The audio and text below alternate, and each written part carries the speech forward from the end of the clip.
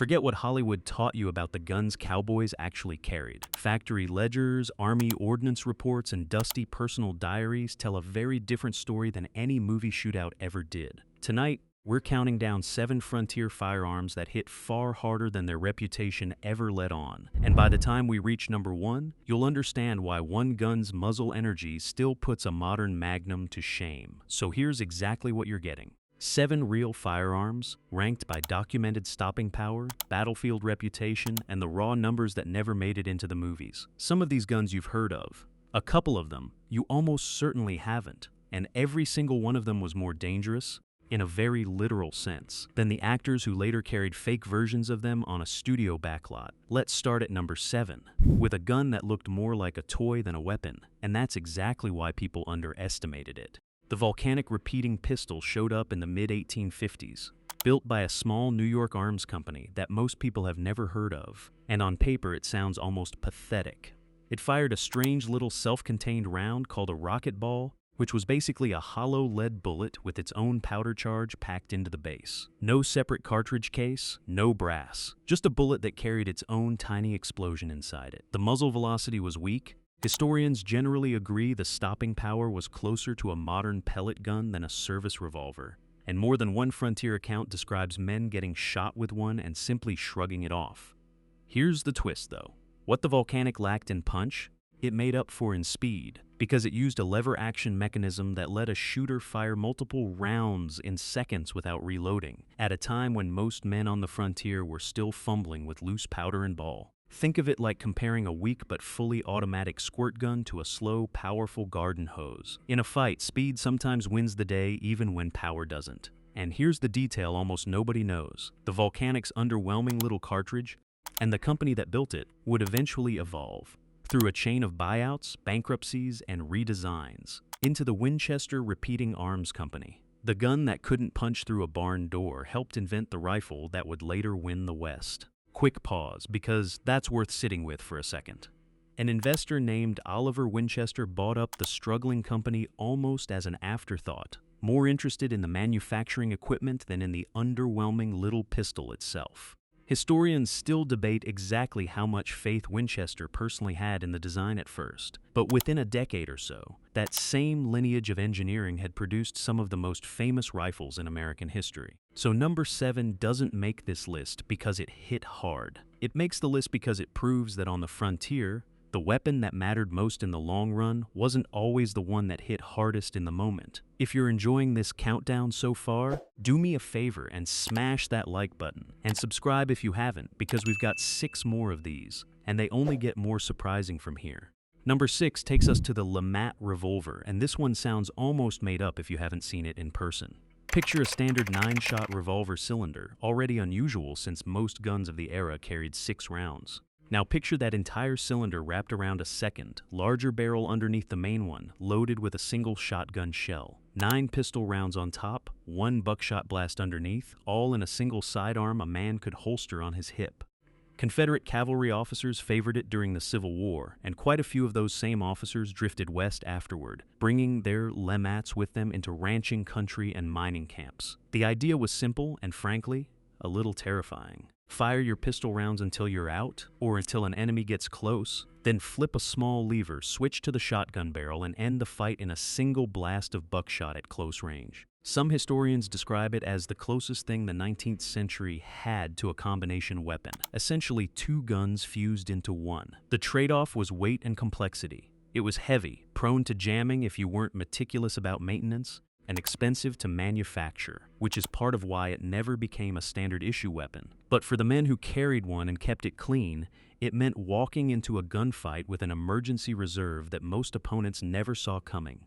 Number 5 is the Sharps rifle, specifically the heavy-barreled version chambered for what buffalo hunters simply called the 50-90, meaning a 50 caliber bullet propelled by 90 grains of black powder. Now, 90 grains doesn't mean much to most of us today, so let's translate it. A typical modern hunting rifle round might use somewhere around 50 to 60 grains of powder to bring down a deer at 100 yards or so. The Sharps was pushing nearly double that charge behind a bullet, almost half an inch across, and it was doing it specifically to kill buffalo, animals that could weigh close to a ton and simply shrug off smaller rounds. The results were staggering. Documented accounts from professional hunters describe buffalo dropped at distances beyond half a mile, with some verified shots landing well past 1,000 yards, a distance that would be considered an exceptional feat with a scoped, modern precision rifle, let alone an iron-sighted single shot from the 1870s. Some legends claim shots out past 1,600 yards, and while historians are more cautious about those extreme claims, even the conservative,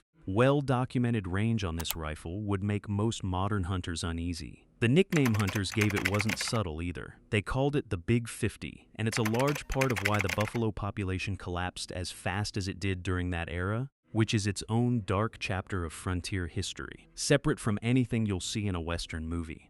Number 4 is the Spencer repeating rifle, and this one is about volume of fire rather than a single devastating shot. It used a tube magazine loaded through the stock holding 7 metallic cartridges at a time when the standard infantry weapon on both sides of the Civil War was a single-shot musket that took nearly 30 seconds to reload by hand. Do the simple math on that for a second.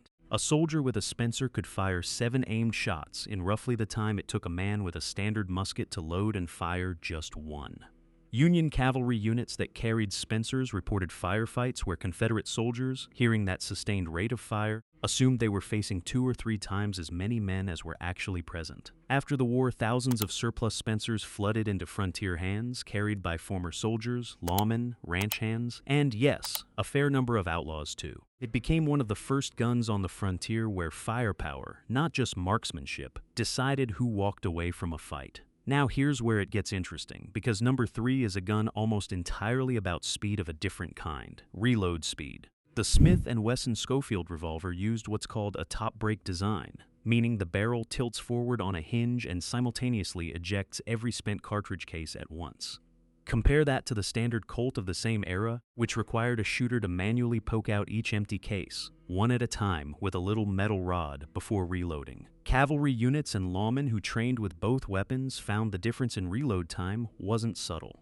Under the stress of an actual gunfight, being able to dump 6 empty cases in a single motion and reload in a few seconds, instead of 15 or 20, could be the entire difference between winning a fight and losing one. The United States Cavalry actually adopted the Schofield as an official sidearm for a time alongside the Colt precisely because of this reload advantage. Picture a mounted trooper, one hand on the reins of a spooked horse, trying to reload under fire. Fumbling with a single ejector rod 1 cartridge at a time wasn't just slow, it could get him killed. Some accounts suggest lawmen in dangerous frontier towns specifically preferred the Schofield for exactly this reason, valuing a few extra seconds of reload speed over the Colt's reputation for ruggedness. Even though the Colt got most of the Hollywood glory decades later, it's a small mechanical detail, a hinge instead of a rod, but out on the frontier, small mechanical details were frequently the entire difference between a story that got told and one that didn't. We're closing in on the top of this list now, so let's pause again for a second. If this kind of frontier deep dive is your thing, subscribing genuinely helps this channel keep making them, so if you haven't already, now's a good moment. Number 2 is the Winchester Model 1873, often called, quite literally, the gun that won the West. And for once, the nickname isn't just marketing hype. What made it revolutionary wasn't raw power. In fact, its standard cartridge was relatively modest compared to the big single-shot rifles of the day. What made it dangerous was versatility and ammunition compatibility. Winchester designed the rifle's cartridge to match the chambering used in a companion revolver, meaning a rancher, a lawman, or an outlaw could carry one single type of ammunition for both his rifle and his sidearm. Think about what that meant practically. No sorting through 2 different ammunition pouches in a crisis. No grabbing the wrong box of cartridges in the dark. Just one common round for both weapons on your body. Frontier settlers, cavalry scouts, and cattlemen alike adopted it in huge numbers, and it remained in production for decades, an almost unheard of run for a firearm design in that era. Some historians estimate production numbers well into the hundreds of thousands over its lifetime, an enormous figure for the time, and physical proof of just how deeply this rifle embedded itself into daily frontier life, far beyond any single gunfight or outlaw legend. And now, number 1. This is the gun whose reputation, even today, genuinely surprises people who assume 19th century firearms were all weak, primitive, and underpowered compared to anything modern. The Colt Walker Revolver, built in the mid-1840s through a partnership between Samuel Colt and Texas Ranger Captain Samuel Walker, was, and in some very real ways still is, the most powerful black powder handgun ever mass-produced. Picture the physical object first. This was not a sleek, easily concealed sidearm. It weighed roughly 4.5 pounds, loaded, which is close to double the weight of a standard modern service pistol. It measured over 1.5 feet long. Some frontier accounts describe men needing both hands just to steady it properly during a shot, and more than one story from Texas Ranger Service describes the recoil as violent enough to bruise an unprepared hand. Now let's slow all the way down, because this is the part that actually earns its reputation. The Walker was loaded with an enormous powder charge, roughly 60 grains of black powder behind a heavy round or conical lead ball nearly half an inch across. Modern firearms testers, using period-accurate reproductions and modern ballistic equipment, have clocked the Walker's muzzle energy at figures that genuinely rival, and in some tested loads exceed, a modern .44 Magnum, a cartridge most people today associate with hunting handguns capable of dropping large game in a single shot. Sit with that comparison for a second. A handgun designed in the 1840s, using loose black powder and a lead ball, built before the Civil War, before the Transcontinental Railroad, before barbed wire even existed, produced roughly the same violent energy at the muzzle as one of the most respected hunting cartridges of the 20th century. Texas Ranger accounts from the Mexican-American War era describe the Walker being used specifically because of this raw power, in an environment where Rangers were frequently outnumbered and needed every advantage a single shot could offer. Some accounts, which historians treat with appropriate caution since they weren't independently verified at the time, describe the Walker's ball striking with enough force to knock a man backward off his horse,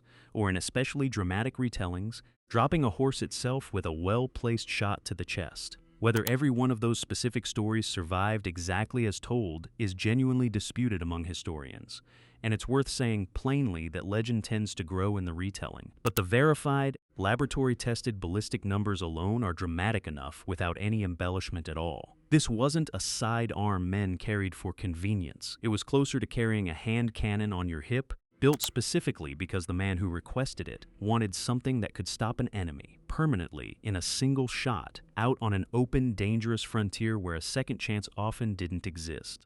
And that's really the theme running through this entire list. The real Old West wasn't full of quick-draw duels timed to the split second the way the movies love to stage them.